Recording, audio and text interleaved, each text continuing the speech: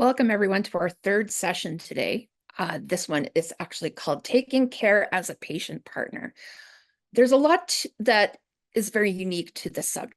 Before we really begin, I just want to encourage people, if you have a question for any of the panelists, to add them to the Q&A section, which is in the little drop-down panel that says "to." If you have any comments for anybody in the who is a part of the audience, you can use the everyone section. And well, I look forward to today here. Let's talk a little bit about where we begin. And that is that we're going to reflect on a number of different themes here. I like to collect things in common ways to kind of help them stay together. So I tried to think of words that started with the letter S and I ran out, but they all make the S sound. So what we talk about today is self. That is going to be anything that has to do with the psychosocial impact of the work that we do. And if you're not used to the word psychosocial, that means mental health, emotional, social, spiritual effects, anything that would impact that. Circle is the second theme that we'll be talking about. And that is the community of lived experience, patient partners, and caregiver partners that are around you in person and as well online. And the third thing that we will be talking about is the system, and that is the healthcare system or research system that patients and families partner with. Now, first off, just to give a brief introduction, I thought we would take things a little from a unique lens here today. My name is Rae Martens. As I mentioned, I'm the MC here for today. I am also a patient partner. Interesting thing about me, I love houseplants. My house is covered with greenery to the best of my ability, and it's been quite the learning curve. Christopher, why don't you share a little something about yourself with a brief introduction? Oh, you were on mute. Oh, Christopher, you're on mute.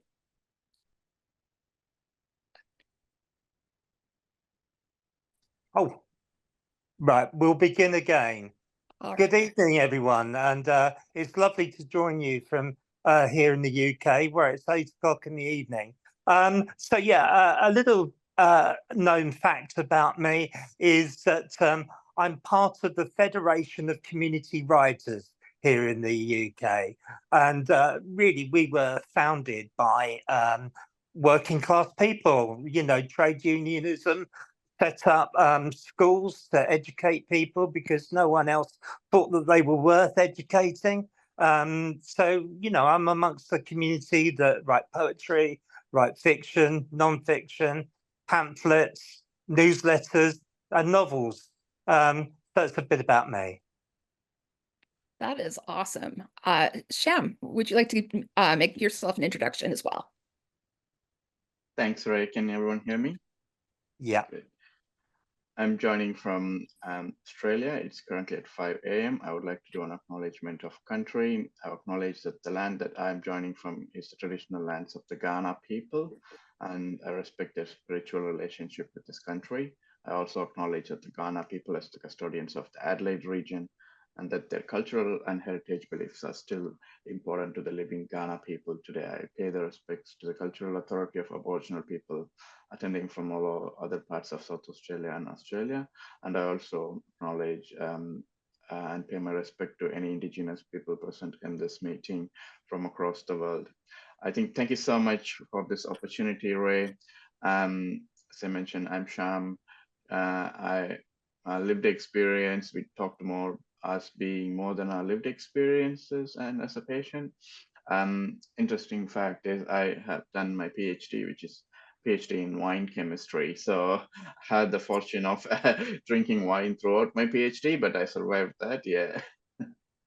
That's a good fun fact about me. Yeah. That is fascinating. I love learning a little bit more about people beyond the scope of what we do and what brings us here today. But what brings us here today is a little something unique because there is not a whole lot of information on the subject as a whole, the idea of caring for oneself in this particular context. There's definitely a few influential people who speak to the subject, but it's not really universally understood. I know even with the people that I work with, we did a bit of a deep dive into the literature, and we really couldn't find much talking about things like psychological safety or care as somebody who shares their lived experience and what that means. But what we want to bring to contextualize here right now is this idea that we're all kind of on these unique journeys, and while there are many things that connect us all on this pathway, the notion of caring for oneself in this work is an intentional choice to move back to base camp, where we center ourselves, learn about those experiences, rest, and move forward out again into that journey as well.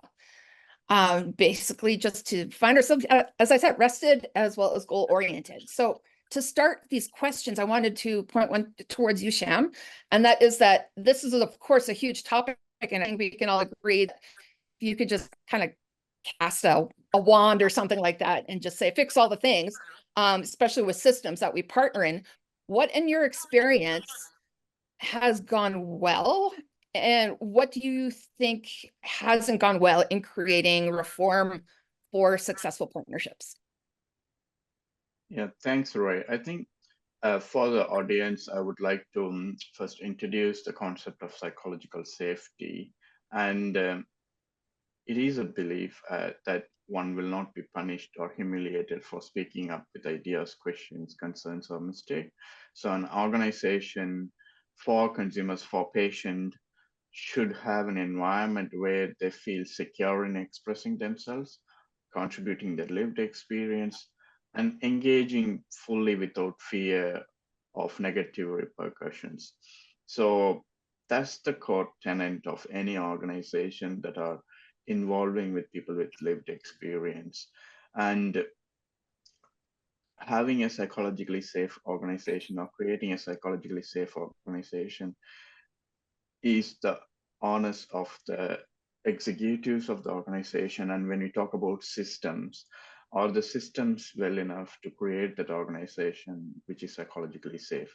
But we are going to talk more about some of the positive aspects and how a system can create an organization where we feel enhanced, we feel empowered, and also there is an increased trust and collaboration between the researchers that we work with. So when a system is working towards a psychologically safe organization, as and the term that was coined by Amy Edmondson, where we can have policies and frameworks, but also where consumers can advocate for changes. And within a system, that means the means and ways of working with the person with lived experience is in a platform where there is no power imbalance. It's not us versus them. It's more about we together as a team for working for a common cause. So when we talk about taking care as a patient, when you go into an organization that you work for or contribute to, what are the red flags that you have to be looked for or be aware of is look at the power imbalance. For example, how many researchers are in the team compared to the consumers or patients with lived experience? How you are compensated for your work, how you are acknowledged for your work. Are the staff trained in terms of providing a safe organization? That means creating a safe space where your voices are heard, providing avenues for your mental health checks and well-being, being proactive rather than reactive. When there are things that can re-traumatize you, how they are addressing it. So these are some of the key components that you can look for in an organization. And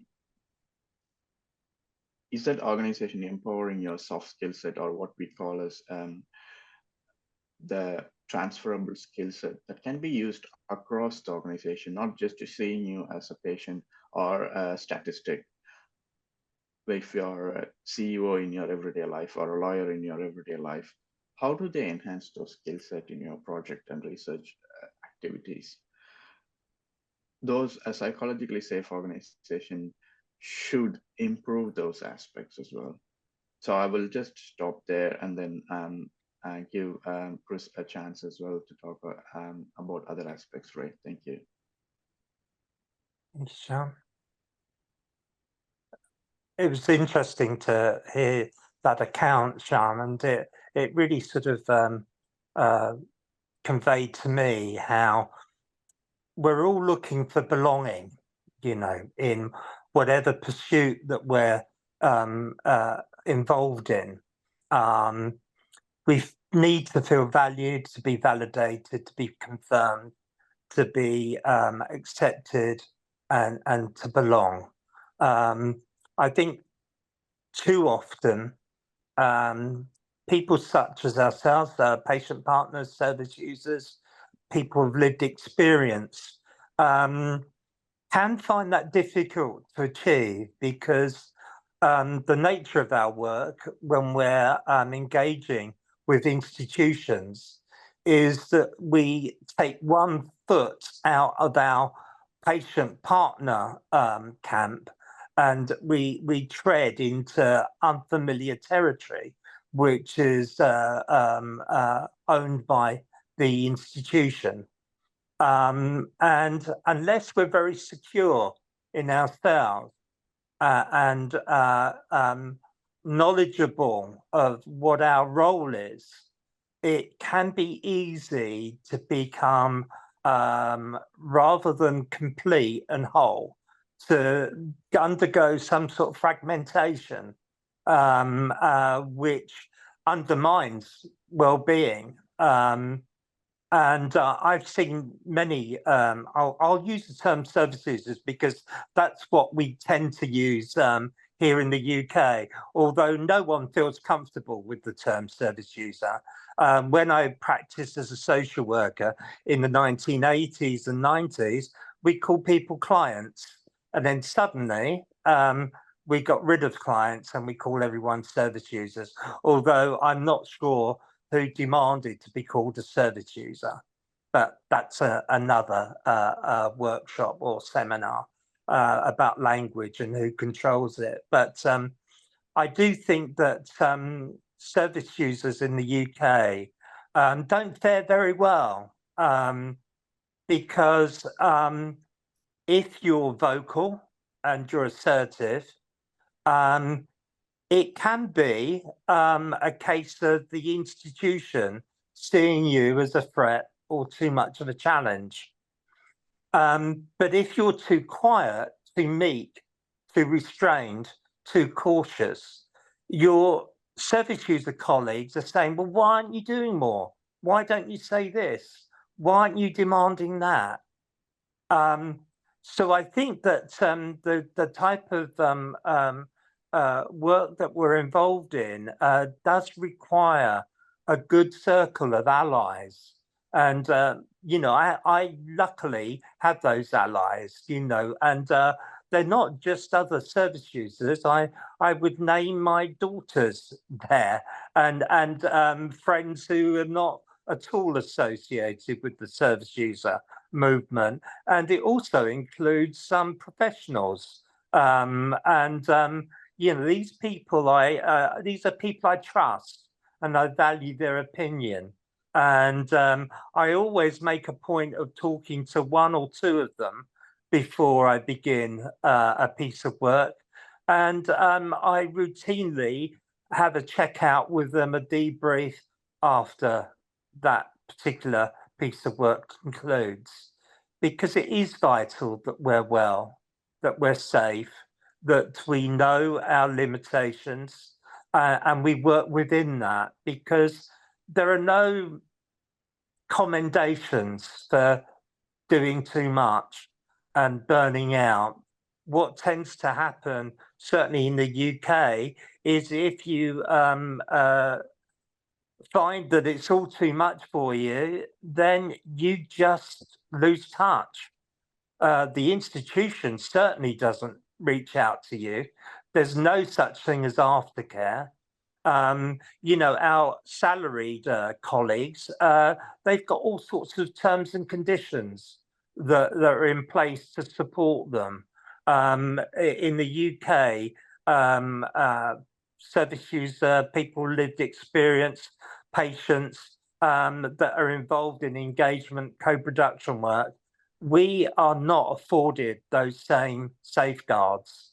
You know, we are flying without a parachute quite often.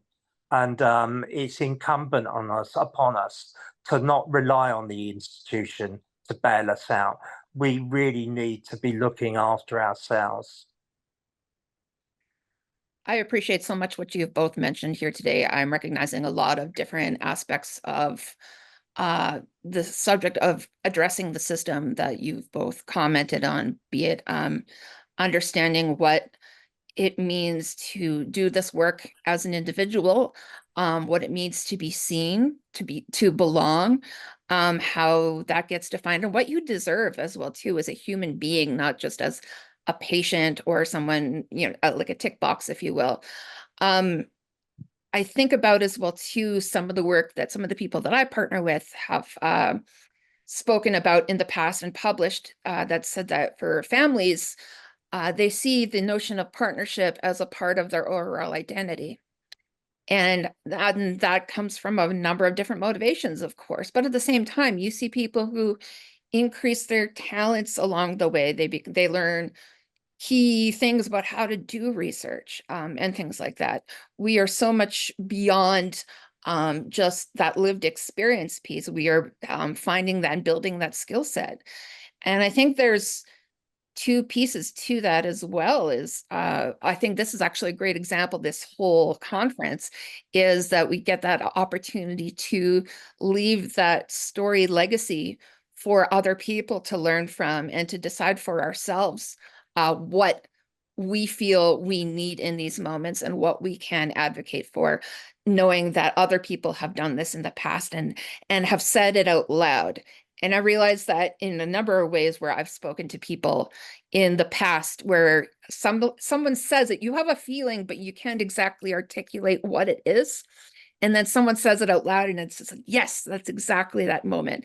And I think part of that challenge is to start finding some of those commonalities and to share them as saying this is happening with a lot of people in terms of how this system works right now. And in many cases, it's not that great for people's mental health and things like that. So this is a great start to this conversation for sure. I want to ask you a question, Chris. As we mentioned in the beginning, that community alongside other partners sort of organically springs up. For me, that was a lot of our advisors, we would hang out in the hospital parking lot afterwards and probably stay there too late for what the environment was. But that can, of course, be informal or formal in terms of how that looks, whatever community is defined as. They can be a very important component of contributing towards a person's overall well-being, but especially given the fact that we share such vulnerable aspects of our lives, how do we make community a more natural component of how we partner? Where might we find opportunities for leadership to play a role in supporting people? Well, that's a reminder for me of how things have shifted here in the UK. Up until about 15 years ago, statutory mental health provision played a big part in community-based provision as well. So they were delivering day facilities and groups and different sort of provisions and doing it pretty well. And then somebody came along and said, that's not recovery. They saw recovery as greater autonomy, more independence, more structure, more routine, get off benefits, get into a job, be independent, Be somebody that your family are proud of. Be somebody that your partner's proud of. And it began with a political shift, but it became a social thing as well. Lots of people would come onto news programs and say, you know, there's far too many people just sitting at home on benefits while I'm working hard just because they're sad, you know. Come on, pull yourself together. And there was a lot of othering that was going around and blaming. And this often happens when there's political tension. We look for scapegoats, and the disabled became a scapegoat and still is. And we're going through another round of attacks on benefit provision here. So anyway, it wasn't recovery. So the statutory NHS mental health services withdrew from those community programs that were working pretty well. It was left for faith groups and voluntary organizations and well-intentioned people to try and fill those gaps. And some of them really have done extremely well. But the trouble is that they're all competing for a finite pot of money that doesn't increase. If anything, it decreases year on year. What we've done is that we've moved from a sense of fellowship for people.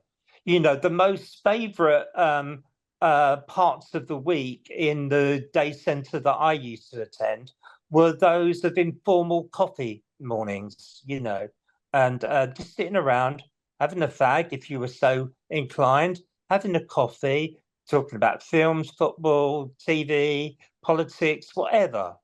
And it was that fellowship. And now even those voluntary groups are finding it increasingly hard to find commissioned money to run fellowship groups, because that creates a dependency. And that is the political dogma, the zeitgeist. So what we've done is we've created a huge amount of isolation. There was a guy a few years ago wrote a paper on that isolation, that increasing isolation, and said that in the 1970s, when we began care in the community, we shut down all these failing mental health institutions. And now we've created virtual institutions, virtual asylums, people living on their own in bedsits, very much unconnected. And because of that splintering, we found it very difficult to get people to coalesce around a set of principles that we can campaign on. And, you know, there is that old adage, isn't it? Divide and rule. And, you know, that's what we're trying to overcome here. And it's not just me, lots of people. It may seem that I'm defeated, but I'm not.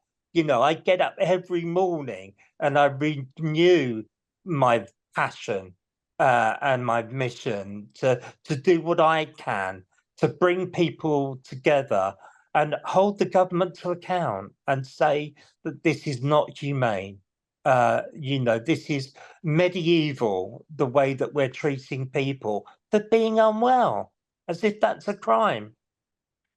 I probably said too much and gone on far too long, but it's something that I feel very strongly about. And no, and I appreciate you revealing an area that I don't know enough about. And that's what I love about this space, is that opportunity to be exposed to a larger scope of experiences as well, because that helps us all advocate better. And I think that in and of itself is its own form of care, is capacity building and feeling and better being more wholesome in your story in terms of what that looks like. Yes. So thank you. Shyam, did you have any thoughts on this as well too? The idea that how can we make community a more natural component of how we partner and why we partner? Yeah, I think Chris talked about the political narrative and how the systemic oppressions that are just working against patients or people with lived experience. And even when we combine here, like this exact moment, we are not combined or came here as a patient. We came here because of our spirit for advocacy, because of our collective nature to bring a change. So that's the common thread between all these patients who are collectively assembled here today. What's the common thread if you look at it when you are in Australia or in UK or in Africa doing this sort of work is that spirit for making a change possible. How can I make a change possible? This collective group that brings it. That's what we have to invest in, how we work as a collective, how we work as the circle, a tribe mentality. And also how you work on yourself. The self-care strategies are really important when a system is working against you. Give yourself permission for respite. Recognize the need for and allowing oneself to take rest, to take breaks, because this is a tiring work.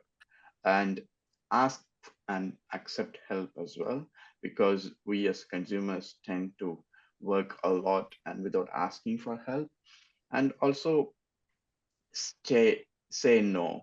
If you think you have enough work, just say no to yourself. That empower yourself to set boundaries and also cultivate your own happy place. What you do in terms of some self-care practices that can include like taking your dog for a walk or giving yourself some massage, and create a gratitude list when you are working on your own, when you're not compensated, when you're not acknowledged. Practice gratitude. That is really good as well. And one of the greater benefits for me that after I embedded in this role is creating those long-term friendship with the peer groups and fostering that friendship and talking to them about these works as well. So I would encourage the participants as to put their self-care strategies. What do you usually use so that others can learn from it as well? And we can use it as a collective to work towards the system and bring a change. So what are your self-care strategies? How do you take your time off? How do you switch off from your work? Because as we said, like people from Australia, we joined today at 2 o'clock. I'm still up at 5 o'clock. So, and people are joining. So this is, how do you take time off from your work, which is constant 24/7, 365 days a year as well. So I encourage this group to think about it, not get burnt out as well. Yeah. I think also the thing that we discussed when we last met Shyam online with Dawn and Rae, and I was talking about just being efficient with your time as well, and don't devote too much time to try and hold the institution to ransom, demanding that they change overnight. You know, divide your time, divide yourself effectively. So the significant proportion of my time is devoted to things that I do see a return on, a meaningful return on. I still challenge and test the institutions, but I moderate the amount of exposure I devote to that, simply because you don't see the same return for your investment as you do in the things that you really hold dear. Yeah. Absolutely. Now, this is a little off script, but I think it's an important point, just kind of connecting what we're all speaking about here today, is there's this saying in research, what gets measured gets done. And if we were to consider what embedding supportive care for patient and caregiver partners would look like, if we were to measure that and say, put that in like the research and involvement journal or something like that, what would be the things that would appeal to you when it comes to supportive care that would say, this is impactful, this is measurable, these are common things that might unify us as a whole about things that are not necessarily measurable, but what would be values or indicators that would speak to you talking about caring for yourself? I think for me, it would be, and it's something I as well as doing my sort of activism work, I teach BA and MA social work students at a university here in the UK. And something I try and instill in the new intake of students, how important it is to foster good relations with their peers in the classroom. And get used to giving and receiving strokes, appropriate strokes. Get in the habit of sometimes, going further than you feel necessarily comfortable with, to reach out to someone and say, I really valued what you had to say on that particular subject. It really resonated with me. So it becomes almost second nature that we're giving and we're receiving strokes from our peers. I suppose, I always like somebody to send me a card occasionally, just like a card with a nice picture on it and a few words on the back. And that can often happen. And I try to do the same in return. It's looking at those, it seems a bit trite to say so, but those easy wins, that it doesn't take an awful lot of effort and time, but it can mean so much, because a few words on a card can be kept, it can be archived and taken out and seen at later dates, and a reminder of a connection. So I would say that we really should invest in giving and receiving strokes in equal measure. Yeah. Just for clarity's sake, from one of our comments, Isabel, what I'd be mentioning would be measurable things that you yourself as a patient would say, this was an impactful partnership experience that contributes to my self-care. Just for a little bit more context. Oh, right. Well, I would say a measurable outcome of the work that I do. Yeah. Mm-hmm. Yeah, so, that would be particularly in research. So, I particularly enjoy the research I do, which is always centered on the patient service user experience in terms of quality and access. And my team, we always approach it by empowering service users to be our co-researchers and our co-authors. And they are paid vastly more than anyone else would pay them. They're mentioned by name. They are engaged at every stage as equal partners in the endeavor.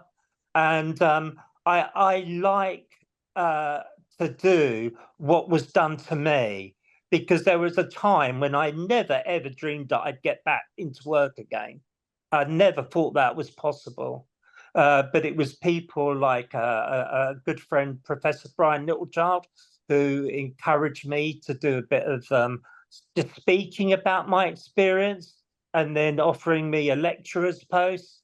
And that care, that investment, that gentle sort of exposure to greater and greater responsibility. And I love seeing that happen with people that I work with who may feel very disaffected in their lives, that they're constantly told in sort of informal messaging that they're not worth very much. And to get them to have their names attached to a really valid piece of research, that gives me a personal, I just love it. And I hope that doesn't sound sort of paternalistic, because that word horrifies me. But just to see others had the same opportunity that was afforded me at a time when I had no hope. I love that so much for so many reasons that I could devote an entire hour to myself. But I see a lot of common themes about being seen and being recognized as being important things, and also connecting with people who might be newer. You remind me of a time when I found another partner at a conference, and they looked a little lost. And so I asked them what was going on. They said, "Am I dressed okay?" And first of all, there's a whole other discussion there about being that. But I said, "Well, are you wearing clothes?" And they said, "Yep." "Oh, okay, then you're good. There's no fussing here. Like, you belong." And just kind of tried to reiterate that in that moment. Now, Shyam, did you have any thoughts about what you would like to see as things that reflect on impactful things that you would love more people to learn about, things that you would say it's important to do this when you're partnering that contributes to someone's self-care? Yeah, I think to build up on what Chris said as well, and the earlier topic of measurable care strategies, or how consumers are valued, or patients with lived experience are valued, is not just inviting us to the table, but also giving us a voice and recognition. Like I think the first session by David Gilbert as well, being paid in the same role as a researcher. That's a measurable one, not just having 10 patients or lived experience people in your research group, but how much are they paid? This is a whole workforce. This is a workforce. We are doing the more research work for them, but are we getting the same amount of pay? How about what are the trainings the researchers are getting, how to involve patients? Are they trained properly? What are the, from a strength-based approach, from a social and justice-based approach, rather than just their research methodologies, how do they do their thing in terms of involving consumers? What are their policies and procedures? Do they establish comprehensive policies and procedures in terms of having a proper consumer engagement strategies as well? So these are the measurable ones. And what are the protections that we have? Do we have the same level of insurance coverage? What happens when we are traumatized in an environment where we have to have another layer of a disease added to us? So how many of us access that employment assistance program? Are we given an opportunity to be treated as the same? Those are measurable ones. How many of us are given those opportunities? The number of projects that I was involved in, I was given an opportunity to the same level of benefits that the employers get are counted within one hand. So people often say, I have 10 patients in my research group, or it's not about the quantity, it's about the quality of how do you treat them well as well. And as the consumer, we have the right to demand those things. We have the right to pick and choose the researchers that you want to be comfortable with, where you want to share your stories. Our stories are powerful, and you hold that story and you hold that authority. It's not just the trauma porn that we have to serve them every time to share your story and cry in front of them, or dance, or beg in front of them. It's about the power that you hold. Who is my audience? Is it the right time to share my story? And not just shedding tear when they ask you to share your stories. So those are the things that makes them accountable, and those are the things that in our control as well, like to take ownership of our stories, to share, to take ownership of the platform that we want to share our stories as well. And as Chris mentioned this, I hope we can unionize as a workforce and form this collective so that we have this power as well. Of course, it is paternalistic. The healthcare is paternalistic. The research is paternalistic. There is this huge power imbalance. And often power corrupts people, and that's where people who has goodwill ended up being making those organizations that are not psychologically safe. People are getting traumatized every day in doing this work. So I think it's really important as a patient with lived experience, when you go into an organization, just make sure you're safe and sound, because as an organization that is built, their default is to be safe. Their default is to be protecting themselves. But do they do the same thing for you as well? Look for those as well, so that we are protected by ourselves. Look for your colleagues. Look for your people that are working with you in terms of your consumer groups, and have a discussion with them offline as well. Have a strategic debriefing items. So how do you separate your work life with the work that you advocate for? That's really important as well, because for someone who is involved in this work, this is my work life, this is my advocacy as well. So that tends to take in most of your life. So, and remember that we all battle a disease as well. And that's really important, to take care of your health, to take care of your mental well-being, health and well-being. People often burnt out on this one. So it's really important to take a step backward and to take a step outside as well of the system, so that you have a bird's eye view of who the players are, why they are asking these kind of questions to me. And it's good to be felt, heard, and listened to, but are their intentions right? Why they are asking me to share my story? Why they are asking me to share my lived experience?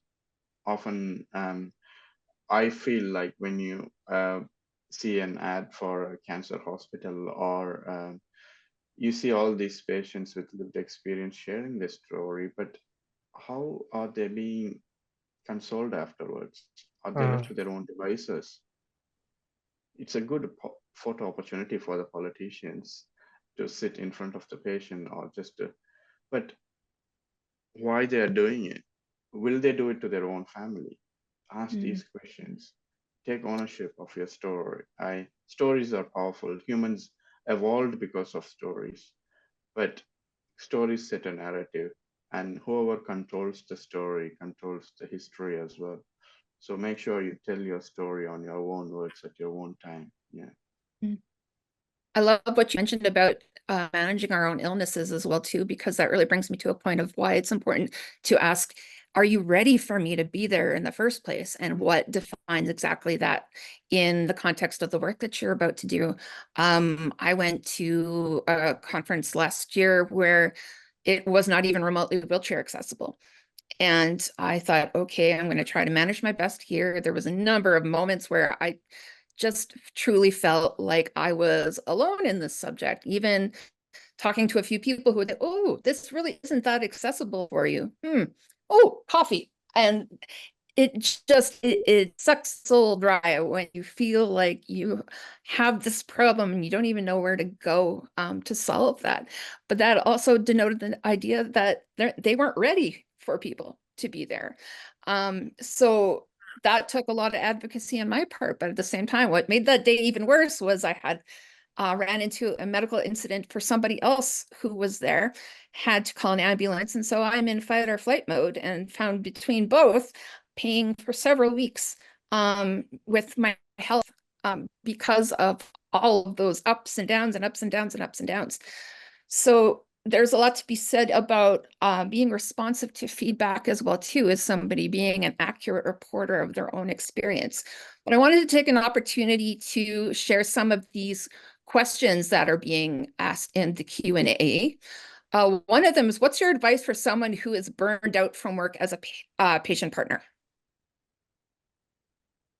I think allow yourself time to reflect.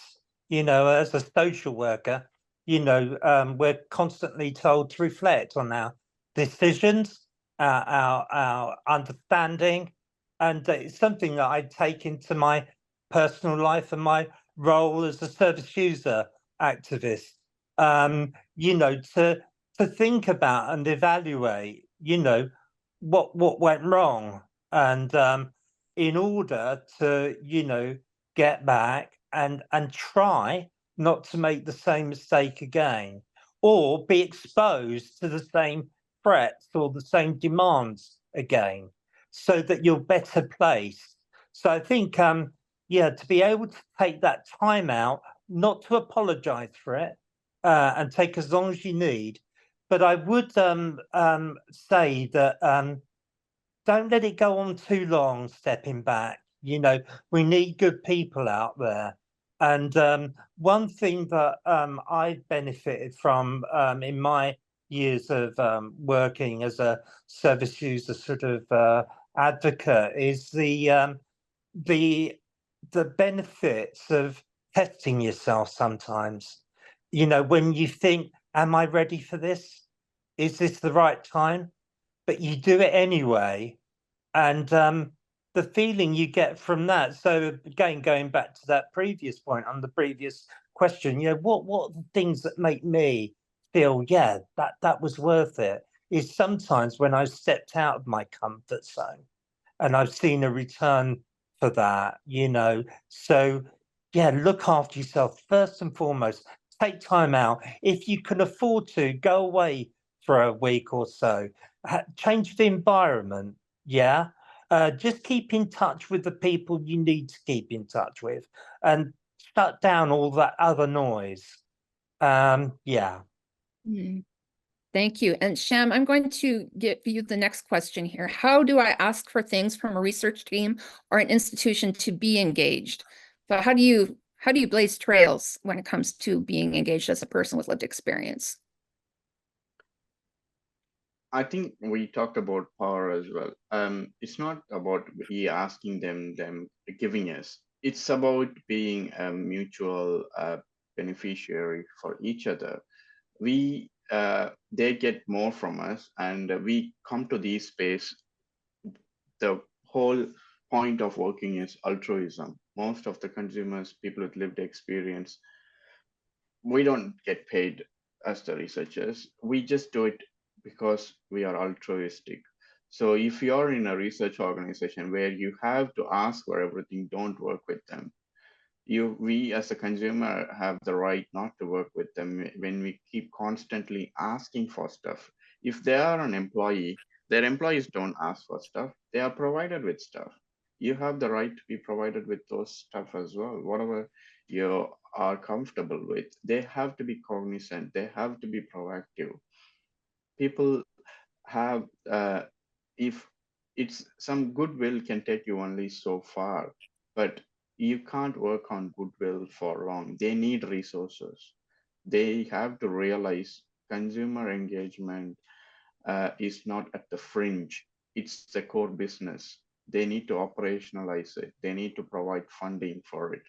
If they take it for granted, if they pay for peanuts, they know what they're getting. So it's really important for organizations in their budgets to include lived experience budget.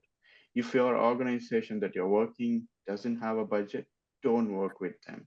It's important to build trust and connection, but you can't be exploited. It's a form of exploitation. And that's where you become unvaluable. If something is free, then that's not valuable. That's what they take it as. I don't work with an organization that doesn't pay me, that doesn't acknowledge me. I was always told, if you're good at doing something, don't do it for free. That's my advice. Yeah. That's some very excellent advice. I think I'm going to take the third question here, just because I feel like I've got some personal investment in this.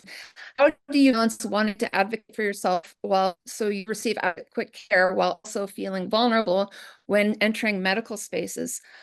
I've had a rough couple of years. Since the start of COVID in 2020, my medically fragile son passed away. I went through a round with breast cancer. I developed chronic asthma and a long-term disability with something called vestibular migraine. I feel like I've kind of gotten beat up a little bit by life in that moment. But what's interesting about this space of being a patient partner and having to campaign for my own care given those numerous complexities, being in spaces where I was asked to partner as well too, I had to learn what it meant to say no, but also to understand that some people will try to pressure you, unfortunately, to come on, be my partner. And I can't even begin to express how that felt given the scope of something that everybody was already aware of. So when it comes to that idea of being in spaces of where you have to feel like you are standing there empowered, I think sometimes you need to find opportunities to walk away. I think there are times where there is a need for increased self-awareness about the people that you partner with and understanding the impact of the things that they go through. Some of the best people that I've been connected to are people who take the time and check in. And I think that's a piece that is not a part of the common conversation about understanding that these partnerships are not singular exchanges of information, but that they are the things that deserve a sustainable effort to continue to maintain over time. Now, this last question is going to be for the both of you.